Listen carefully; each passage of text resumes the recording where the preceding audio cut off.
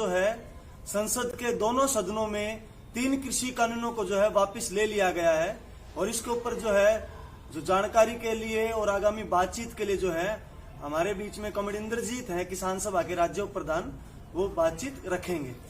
साथियों नमस्कार। आज संसद के दोनों सदनों में जिस तरीके से 3 काले कानून रद्द किए गए हैं वह एक ऐतिहासिक मौका है और ये हमारे किसान आंदोलन की बहुत बड़ी जीत है। ये जो आज अगर प्रधानमंत्री वहां बहस की इजाजत देते सदन में तो बहुत अच्छा रहता। विपक्ष ने मांग की थी कि इस पे बहस की जाए कि क्यों लाए गए थे ये काले कानून और क्यों 1 साल तक उनके ऊपर पुनर्विचार नहीं किया गया, जिसकी वजह से 700 से ज्यादा किसानों की जानें चली गई, वो शहीद हो गए। वो बहस नहीं होने दी गई और केवल 4 मिनट में वो पारित कर दिए गए। इसका मतलब साफ है कि सरकार जो है पूर्ण रूप से कॉरपोरेट के इशारे के ऊपर सारा का सारा ये काम कर रही थी और वो किसान मजदूरों की रोजी रोटी को बर्बाद करने पर तुली हुई थी, देश की खाद्य सुरक्षा को बर्बाद करना चाहती थी। और ये किसानों की जीत है। उन सवालों का जवाब देना पड़ता जो उन्होंने कहा था कि थोड़े से किसान जो हैं हम उनको नहीं समझा पाए।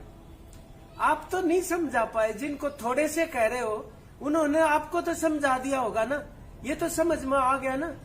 और जो तुम कह रहे हो ज्यादा किसान उसके समर्थन में थे और आज भी जो ये कह रहे हो कि वो खेती बाड़ी के हक में थे, तो वो ज्यादा किसान कहाँ हैं? दिखाई दिए कोई समर्थन करते हुए उन कानूनों का? तो ये बुरी तरीके से उनकी हार हुई है, इसमें कोई दो राय नहीं। हालांकि अभी भी एमएसपी का सवाल और पुलिस केसों का और जो शहीद परिवार है उनके पुनर्वास का सवाल और जो मिनिस्टर बैठा है जिसके ऊपर हत्या का मुकदमा 120B का मुलजिम है वो अभी तक भी सस्पेंड नहीं हुआ। ये सवाल हमारे सामने खड़े हैं।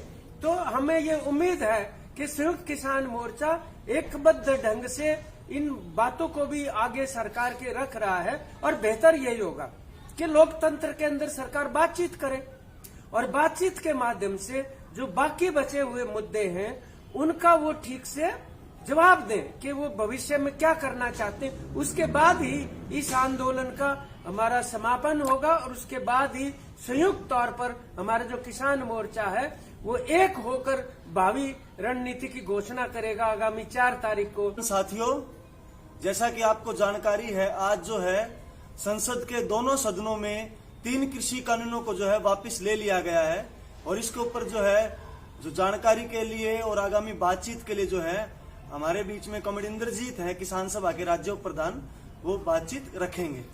साथियों नमस्कार।